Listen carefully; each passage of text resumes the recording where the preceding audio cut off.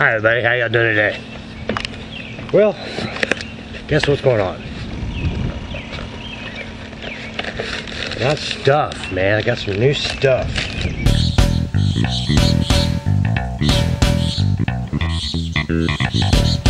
Let me tell you what happened. I went to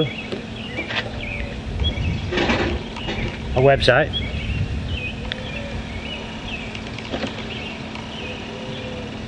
and they sent me a sticker with my purchase. NR Racing. And I got for $10 a complete brand new replacement carburetor for the 6.5 Predator. Also fits the Greyhound models.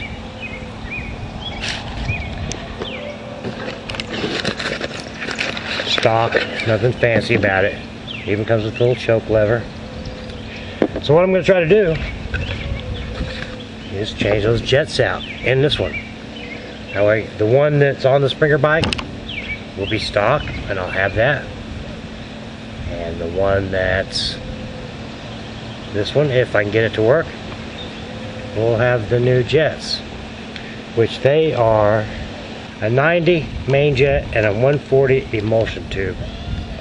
That's what I have. And I was watching a video, and I believe it was HO Motorsports did it, and he was saying that this screw right here, which I already knew this is how you adjust your idle, but if you take that all the way out, then you can access this little rubber cup right there, and that's actually an idle jet.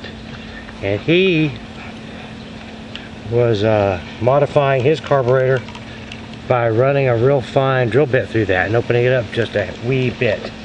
I don't know the specs on that, but I'll try to find the video and post it in the description below. I thought it was very interesting. I don't have that type of a drill bit set. You can buy them from Harbor Freight, and different drill bit gauges will tell you what your jets are, you know. And it's kind of like a measuring, like a pin gauge set from a machine shop. Anyway, I'm gonna take this apart and see if it'll work, and then we'll see how it works out. Well, this one seems to be coming right out. Well, yay for that.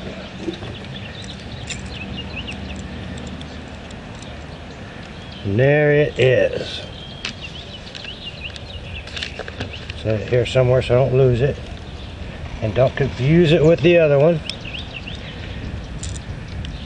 Oh, and the emulsion tube popped right, just slid right out in my hand too.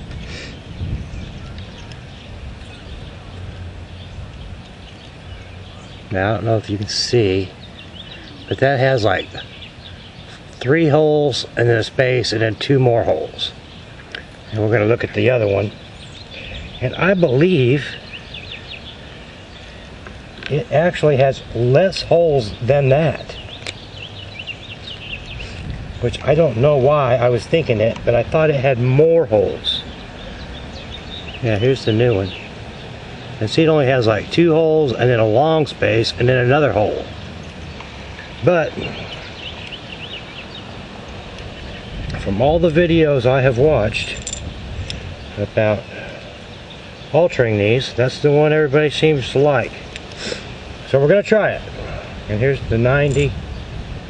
That's a 140 emulsion tube, and this is a 90 main jet.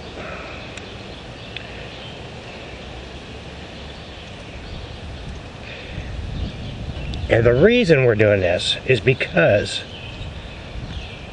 the bike does not like to run with the choke off. The motor, I should say.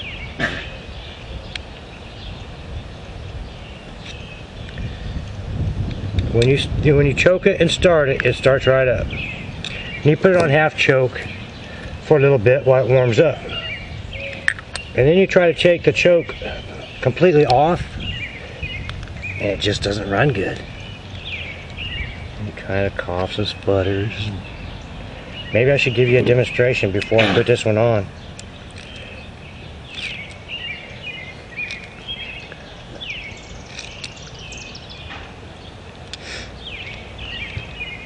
Alright. That's all put together and ready to go. I think you can probably see that I have the choke at halfway, and that's where I turned it off the last time I was riding it. That's just because that's where it runs best. And that tells me it's not running wide open. And so that's why we're doing this. I think if you watch my videos, you've seen me, every time I start it up, I tinker with that a little bit before I take off. So yeah, we're going to swap it out. I'm not going to start it up because I really don't want it to be warm while I'm working on it. So let's see what happens. One of the best things I can tell you about doing this is get yourself a pair of vice grips and squeeze your gas line so that it stops the fuel from flowing all over the place while you take your clamp loose and pull your hose out.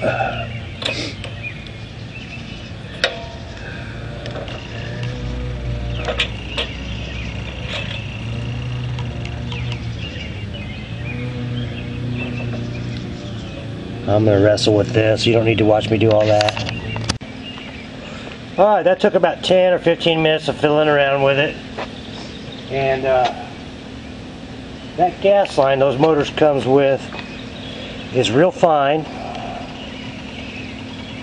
And it's got one of those little squeeze type hose clamps on it. And I was pulling on it trying to get it to where I could get it off of there, and it ripped. And so I'm this much short, and it took me a little extra time to get it back on there because I had to stretch it a little bit. When I have the motor out and I'm doing some other things, I'll replace that hose. I had to do it on the Greyhound too. But we're going to start it up and see if it'll start, and if it starts, how it runs. Now whenever I do that, start up a new motor with a different carburetor setting, I like to have it to where the machine has somewhere to go and takes it in case it takes off, and where I can turn it off in the event that it tries to rev up real high or do something unexpected. But let's see. Oh, that was with no gas on the second kick.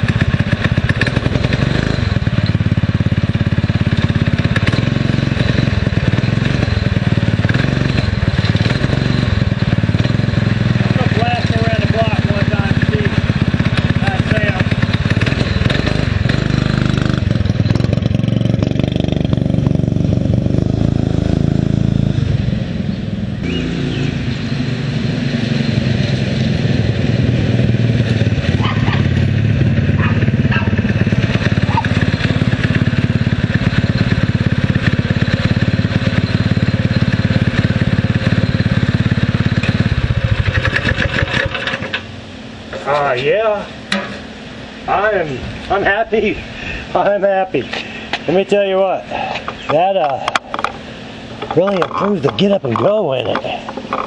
I think I may want to tinker with the adjustment, the idle adjustment.